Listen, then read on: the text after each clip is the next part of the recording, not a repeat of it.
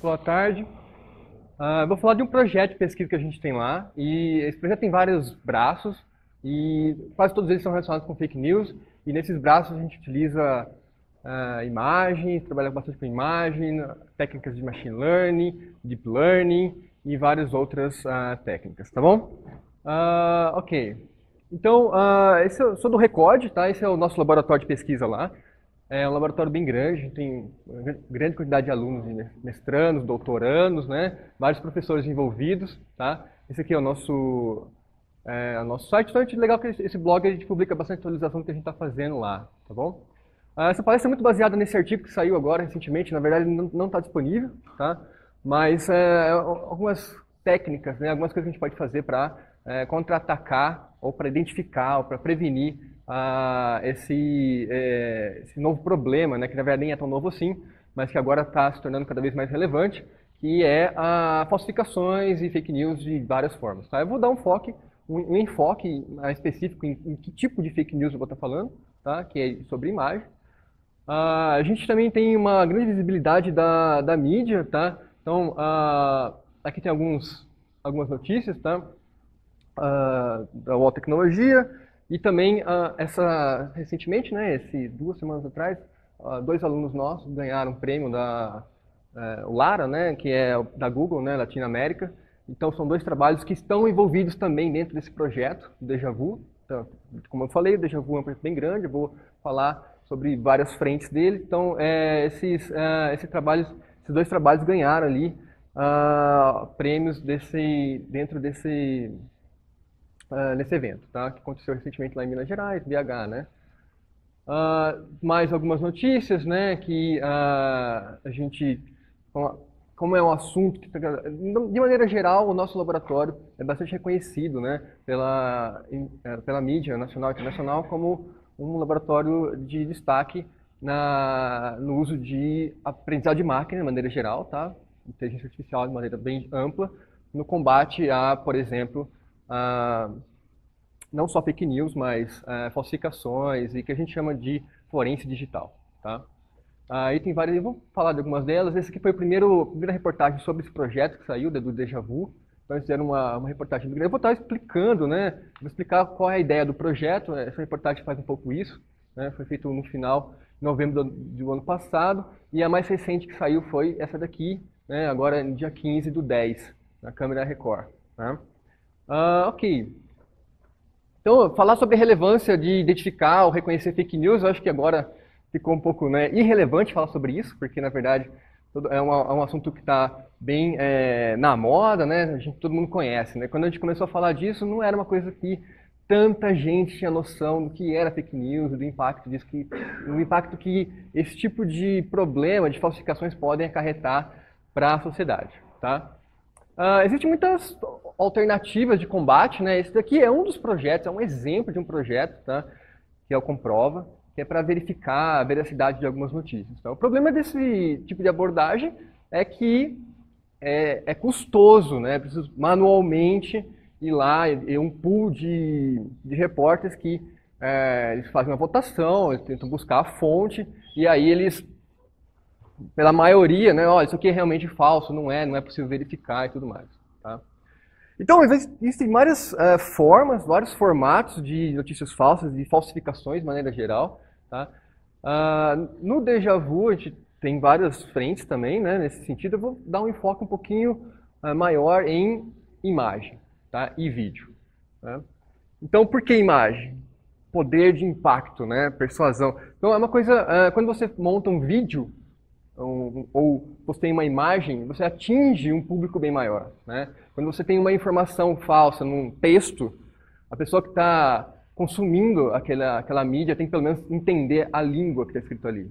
Né? Tem que entender o idioma do que está escrito ali. Tá? Na imagem, você tem um impacto bem maior. Tá? Eu vou mostrar 2 exemplos para vocês. Tá? Esse aqui é um dos exemplos. Foi eleita foto do ano, 2013, estão no conflito na Palestina, onde você tem crianças, né, sendo mortas sendo carregadas ali pelos familiares, tudo mais. Foi uma imagem que causou bastante controvérsia, porque na parte técnica, né, ela tem alguns aspectos perfeitos, né? A posição, a iluminação. Então houve um grande esforço de tentar reconhecer a autenticidade dessa imagem, né? Ela tá muito certinha, né? Todos os elementos estão muito certinhos ali dentro, né? Num momento como esse, numa situação como essa, de guerra, né? Como isso foi possível, né? Será que é realmente verdadeiro, né? Então houve um esforço muito grande de tentar legitimar essa imagem, né? E ela é verdadeira mesmo, né? Tem retoque de cor ali, né? De iluminação, mas ela é verdadeira. Essa é uma outra imagem também, a imagem mais impactante do ano, né? De 2015. E também... Então, a ideia de mostrar essas imagens, né? É para mostrar, né? Para você entender qual é esse poder de persuasão, esse poder, né? Esse conjunto de informações que a imagem traz e que você atinge uma grande quantidade de pessoas, né? Então, por isso que é importante, quando você olha para ela, você ter certeza que aquela imagem é verdadeira, né? Para que você confie nessa informação que está sendo passada. O problema é grande quantidade, né, de softwares que facilitam a adulteração, qualquer mudança, né, qualquer transformação sobre essas imagens, né? Não muito tempo atrás não era tão fácil fazer isso. Então você tinha lá o especialista e aquilo era um trabalho mais difícil, né? Hoje não, hoje você tem um app e você vai next, next, next e altera a imagem do jeito que você quer, né? Então você consegue criar uma imagem falsa, né? Sem ser um especialista em mídia ou sem ser um especialista, sem entender muito bem o que você está fazendo, mas as ferramentas são fáceis o suficiente para que você consiga fazer isso de forma transparente, de forma bem rápida e fácil, né? Esse daqui foi um exemplo, né, uma reportagem da CNN que foi atrás do que aconteceu nas eleições presidenciais, essas últimas nos Estados Unidos, né, onde houve uma explosão, né, grande de notícias falsas, e aí eles chamaram de fake news machine, né, que é uma cidade em Veles, na Macedônia, onde identificou-se que muitas das notícias falsas produzidas durante a campanha vieram de lá, né? E aí eles foram lá e é uma reportagem, um vídeo cerca de 13, 20 minutos, eu não me lembro agora, mas que mostra um pouco como funciona essa indústria, como você ganha dinheiro com isso, não só com a transmissão da notícia falsa, mas também com ao acesso que você consegue, né, dessa notícia. Então, a quantidade de cliques que você recebe, né? Então, isso é bem legal. E aí, partindo um pouco para vídeo, né? Talvez alguns de vocês já viram esse vídeo. Eu vou passar talvez não tudo, né? Um trecho dele, que é um exemplo de deepfake, né? We're entering an era in which our enemies can make it look like anyone is saying anything at any point in time, even if they would never say those things. So, for instance, they could have me say things like, I don't know, Killmonger was right, or Ben Carson is in the sunken place, or, how about this, simply, President Trump is a total and complete dipshit. Now, you see, I would never say these things, at least not in a public address, but someone else would. Someone like Jordan Peele. Oh, this is a dangerous time. Moving forward, we need to be more vigilant with what we trust from the internet. It's a time when we need to rely on trusted news sources. It may sound basic, but how we move forward in the age of information is going to be the difference between whether we survive or whether we become some kind of fucked up dystopia. Thank you. Stay woke, bitches. Bom, não sei se todo mundo já ouviu, né? Já viu esse vídeo, é bem conhecido, né? Essa técnica do deepfake, né? Inclusive foi o tópico daquela reportagem que comentei com vocês, que a Record veio fazer com a gente. Eles mandaram um vídeo de um sósia do Michael Jackson e a gente colocou o Michael Jackson, a cara do Michael Jackson, né, no lugar do rosto, né, do sósia. Então a ideia é a seguinte, então você tem imagem, onde você tem um poder de persuasão muito grande, imagina num vídeo então, né? E fazer isso na mão daria muito trabalho, né? Esse vídeo que foi feito, olha, a gente usou deepfake, né? O que é isso, na verdade, né? Ele reconhece, você passa, olha, tem um vídeo que é o host, né? E você passa algumas imagens, né? O vídeo que é a fonte. No caso ali, são imagens o vídeo do Obama. Mas aí, a forma como a boca se move, né? A rede ela vai reconhecer a boca do John Peel se movendo e vai fazer com que o Obama se mexa, não da forma como se mexia quando ele falou, mas da forma como deve se mexer vendo o John Peel falando. Mas não com a boca do John Peel, com a boca do Obama, né? Então ele vai todo um reajuste, né, dos pixels ali para poder simular, para poder parecer que aquilo está sendo falado realmente pelo Obama. Então, o grande problema fica bom. Esse bom, como está esse vídeo, talvez não fique ainda, porque eles disseram, a gente fez alguns ajustes ainda por cima depois, né? Mas esses ajustes, mesmo assim, num vídeo assim, para ser publicado, para ser divulgado na televisão aberta, por exemplo, ele é bom o suficiente para enganar as pessoas. É isso que eu estou querendo dizer, tá? Então a ideia é tentar combater esse tipo de coisa. Então, juntar essas áreas que a gente tem lá no recorte, né? Forense digital, machine learning e a reasoning sobre esse complex data, né? Que é mais ou menos, tem duas figurinhas que explicam esse complex data, né? Você não olhar só aquilo que está na superfície, só aquilo que está fácil, né? Mas você entender o que está sendo transmitido ali por trás. Tem atrás dos dados. Como que a gente faz isso, né? Para cada cenário é uma situação diferente. Por exemplo, eu vou mostrar alguns casos que a gente ajudou. A gente tem muita parceria com a Polícia Federal também e com outros governos, né? Então, o Deja Vu, ele tenta abraçar um pouco tudo isso, tá?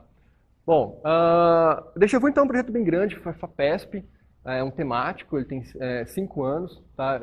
5 anos de duração, começou no final do ano passado, então a gente está meio que no começo ainda. Mas a ideia é você captura uma grande quantidade de dados através de câmeras de vigilância, através de redes sociais. E o que você faz com esses dados, né? A gente tenta organizar esses dados a fim de conseguir criar um ambiente virtual onde eu consiga navegar por esse ambiente virtual, tendo um personagem virtual para ajudar a solucionar algum caso ou tentar entender o que aconteceu ali que não está tão explícito, tá? Então, são as aplicações que estão ali do outro lado, tá? E aí tem uma grande quantidade de mecanismos, de ferramentas e técnicas que a gente utiliza para poder fazer isso, tá?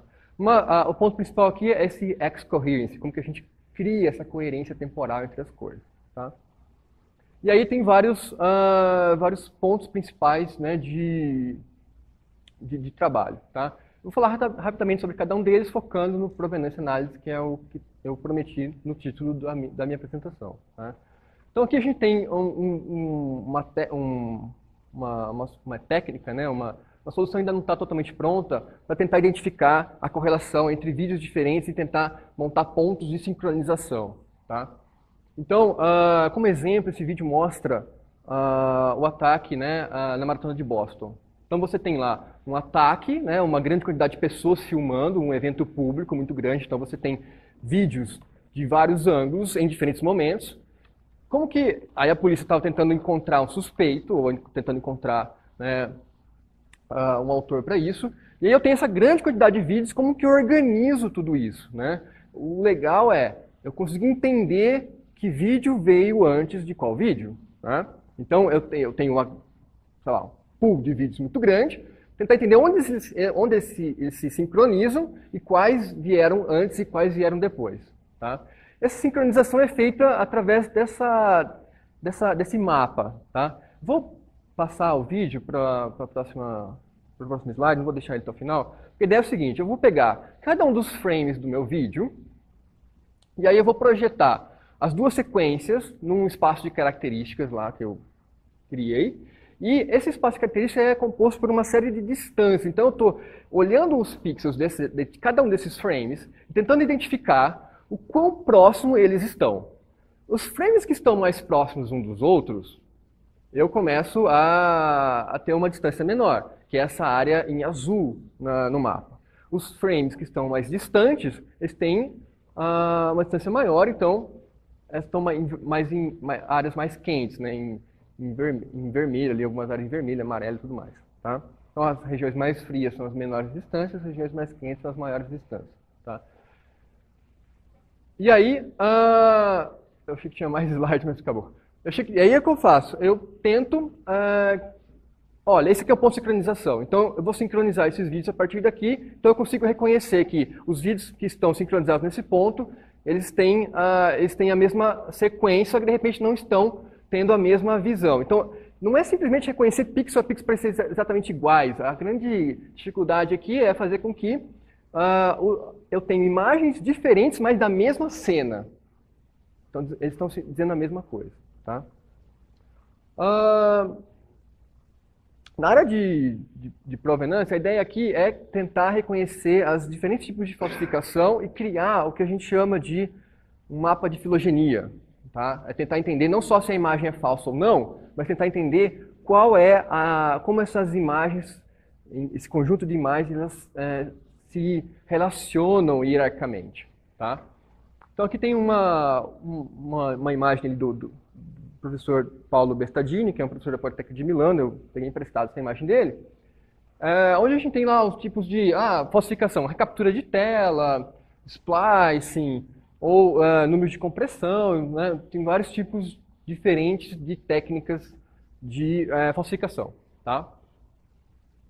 Bom, aqui tem um exemplo onde, essa imagem bastante conhecida, né? Onde a gente tem o Putin foi colocado ali, né? Essa imagem da direita é a imagem original, a imagem da esquerda é a imagem falsificada. Tá? Então, nesse caso, né, de pessoas, existe uma técnica que foi um aluno de doutorado lá do Record que defendeu tem 1 ou 2 anos, que é o mapa de iluminantes. Quando uma pessoa, por melhor que você seja de Photoshop, melhor que você consiga corrigir a imagem, a forma como a luz reflete na pele das pessoas, você não consegue corrigir. Tá? Então a gente olha esse mapa de iluminantes para perceber que nem todas as pessoas estão refletindo a luz da mesma forma. Tá? Então, isso é um caso específico quando a gente está tentando reconhecer pessoas que foram, né, adicionadas ou removidas, no caso, adicionadas que não estavam na imagem. Tá? Aqui a gente está usando um pipeline simples de aprendizado de máquina, né, onde eu tenho 2 mapas diferentes, 2 tipos de mapas diferentes de iluminantes. Tá? E aí eu tenho a extração de features desse mapa, que é reconhecer quais são as características. Posso fazer isso através de uma rede neural, ou uma coisa handcraft mesmo, né? Eu faço ali, projeto num espaço diferente, né?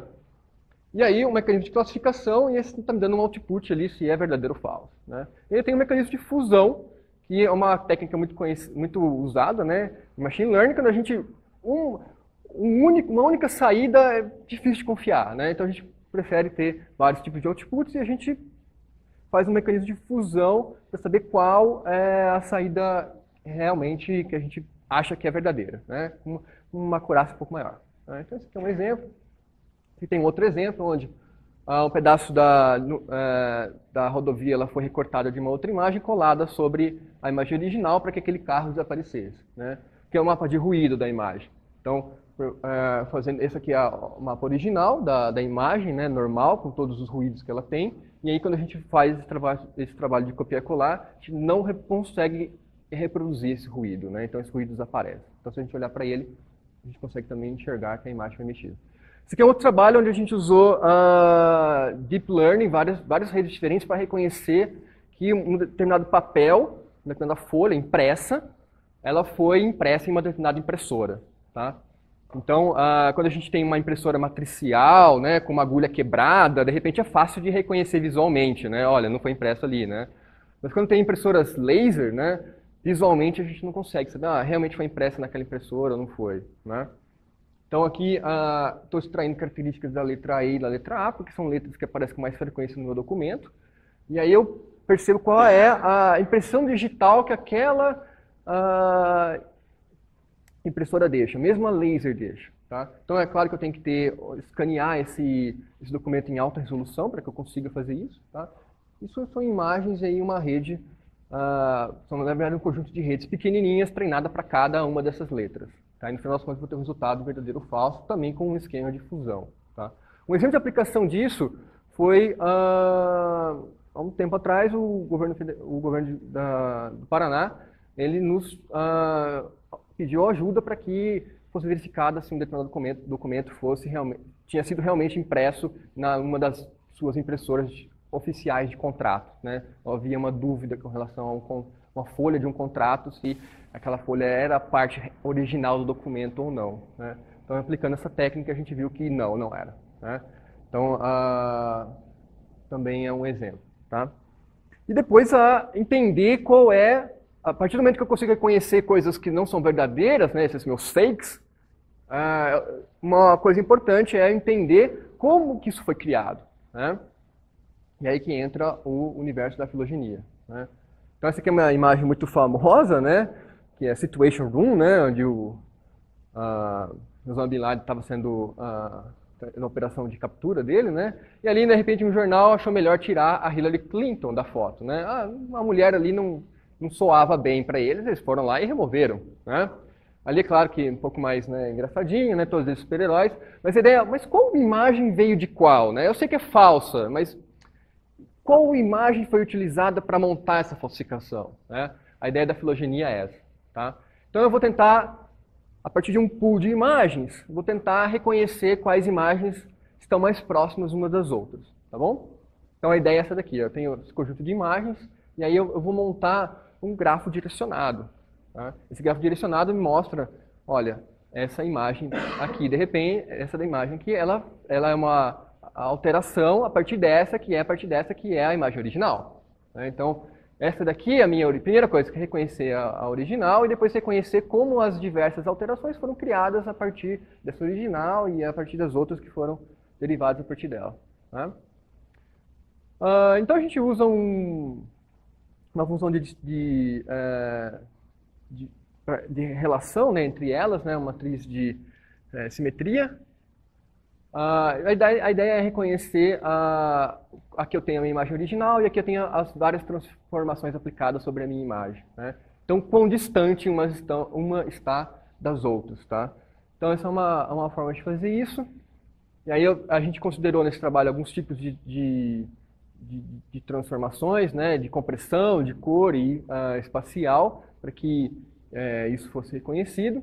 E aí, no final das contas, a gente usa um algoritmo, né, Mini Spanning Tree, MST, para poder criar o nosso grafo. Eu não vou entrar em detalhes de como esse grafo é, porque existe uma série de senãos aqui, né, que eu não posso ligar, não posso criar loops, né, então eu tenho alguns senãos, mas a ideia é que, olhando para esse cálculo de simetria, de quão distante elas estão umas das outras, e aí aqui eu tenho a matriz gerada a partir desse cálculo, né, eu vou começar a ligar essas imagens, né, que são os nós, e eu vou montar o meu grafo direcionado, obviamente mantendo, né, alguns critérios, como só posso ter um root, e aí tem algumas decisões que são tomadas durante o algoritmo, tá?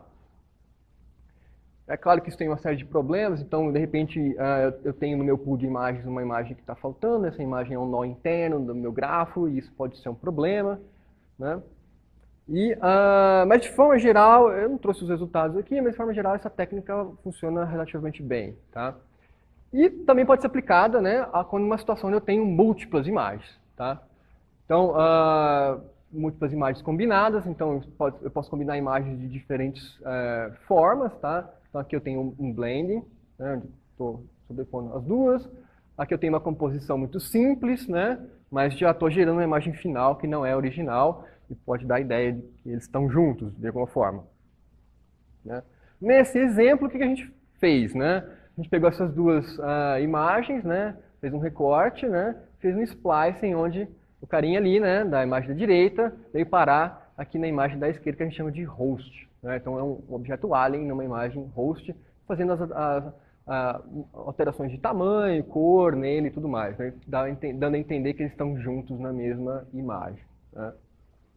E aí esse método é dividido em 3 etapas, né? Separação, classificação e identificar os pais. Eu vou mostrar isso, né, aqui nesse exemplo, tá?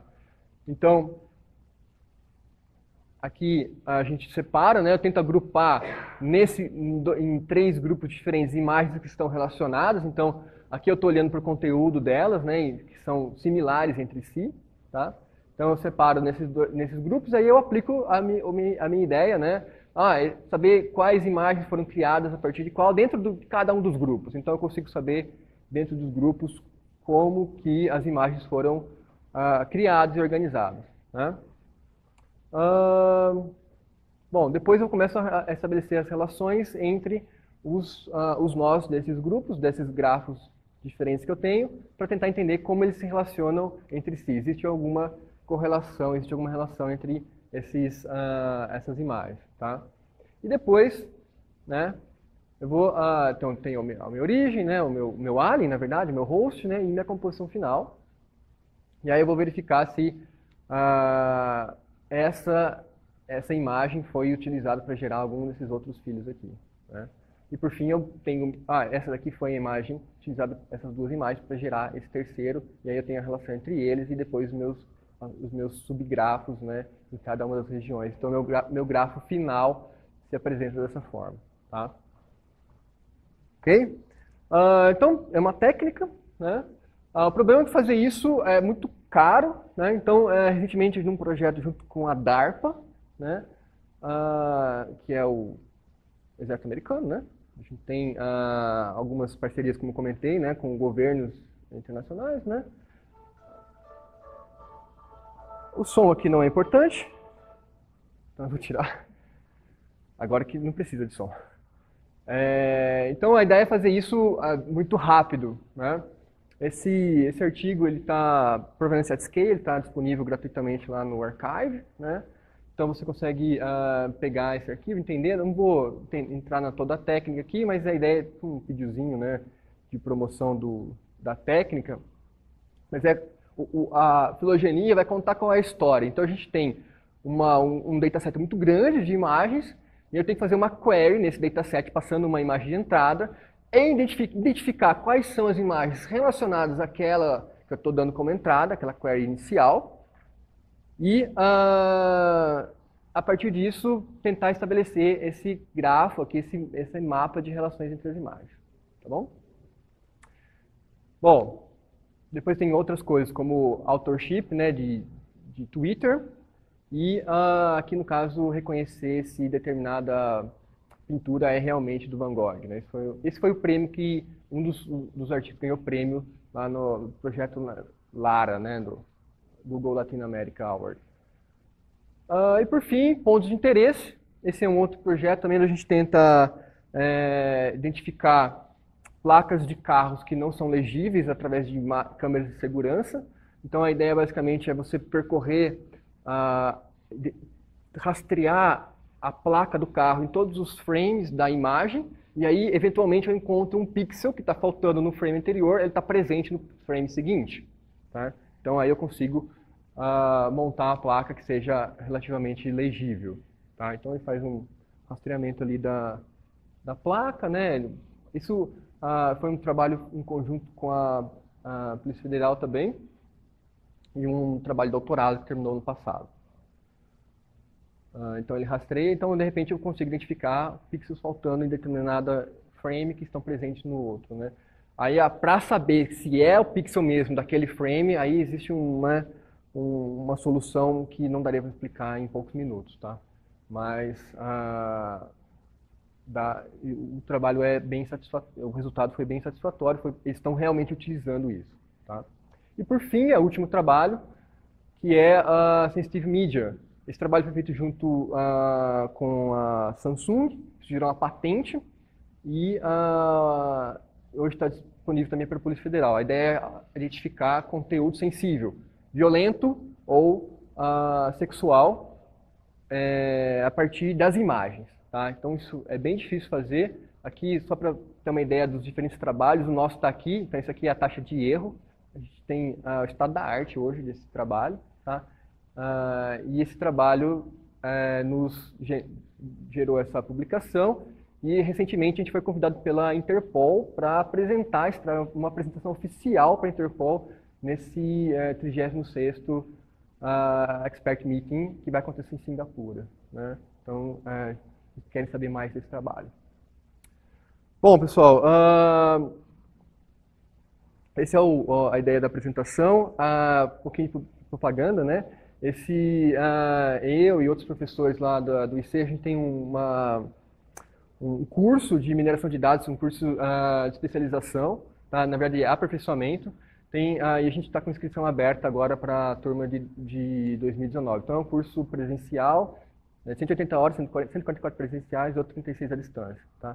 Quem quiser mais informações sobre isso, vem falar comigo. Se você quiser levar isso para sua empresa, vem falar comigo que eu tenho alguns cartazes para você levar também. Tá bom? Bom, pessoal, era isso. É bem rapidinho, né? Mas apresentou bastante coisa. Obrigado. Obrigado. Salve de palmas.